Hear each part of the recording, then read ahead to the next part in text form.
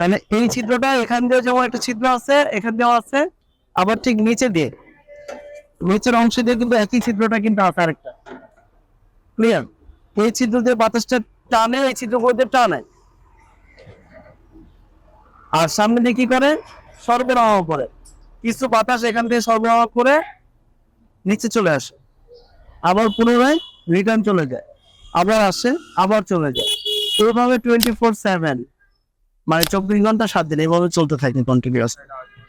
আর যতদিন রেফ্রিজারেটর চলবে ততদিন ওইভাবে কাজ করতে থাকবে।